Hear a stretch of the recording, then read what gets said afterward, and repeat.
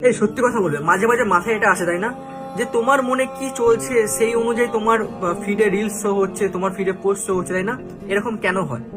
এরকম হওয়ার কারণটা হচ্ছে, আমি পুরো কারণটাই বলে দিই। এরকম কারণ হচ্ছে যে অ্যালগোরিদম যেটা আছে, যখন ইনস্টাগ্রাম বলো, ফেসবুক বলো, বা আদার্স যে কোনো প্ল্যাটফর্ম বলো, যে অ্যালগোরিদম যেটা আছে, তোমাদের ধরো স্যাড মুড আছে, তোমাদের ফিডে যে কোনো ভিডিও শো হচ্ছে। এবার যখন একটা স্যাড ভিডিও শো হলো, তোমরা যদি ভিডিওটা পুরোটা দেখো, তখন ইনস্টাগ্রাম বা যে কোনো অ্যাপের যে অ্যালগোরিদম আছে তারা বুঝে যায় যে তোমরা এখন কি চাইছো। তখন তারা কি করে, তখন তোমার সামনে দুটো স্যাড ভিডিও পোস্ট মানে শো করে। তুমি যদি দুটো ভিডিও পুরোটা দেখো, তখন ওরা বুঝে যাবে তোমার এখানে ইন্টারেস্ট।